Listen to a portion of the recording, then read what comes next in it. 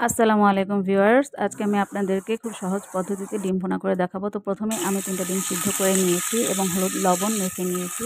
এখন ফ্রাই প্যানে সরিষার তেল দিয়ে ডিমগুলোকে আমি ভেজে নেব। আমার ডিমগুলো ভাজা শেষ। এখন আমি ফ্রাই প্যানে আবার কিছু পরিমাণ তেল দিয়ে এতে আমি পেঁয়াজ কুচি, লবণ, আদা বাটা, কাঁচামরিচ, হলুদ গুঁড়ো, জিরা গুঁড়ো এবং ধনিয়া গুঁড়ো আর কিছু পরিমাণ পানি দিয়ে নেড়ে চেড়ে মশলাটাকে ভালোভাবে কষিয়ে নেব। আমার মশলা কষানো হয়ে গেলে আমি এতে ডিমগুলো ছেড়ে দেব। তারপর 1 কাপ পরিমাণ পানি দিয়ে ডিমগুলোকে ঢেকে দেব।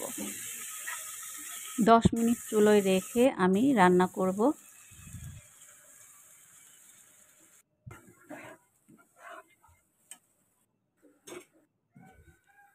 যখন পানি শুকিয়ে আসবে আমি ঢাকনাটা তুলে দিয়ে নেড়ে চেড়ে এখানে আমি আবার কাঁচামরিচ অ্যাড করে দেব।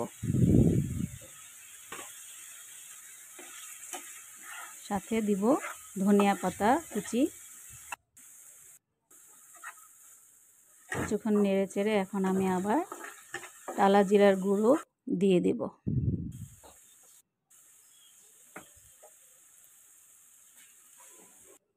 টালা জিরার গুঁড়ো দিয়ে দিলাম। ব্যাস হয়ে গেল আমার ডিম ভুনা। তো খুব সহজ পদ্ধতিতে আমি আপনাদেরকে ডিম ভুনা করে দেখালাম।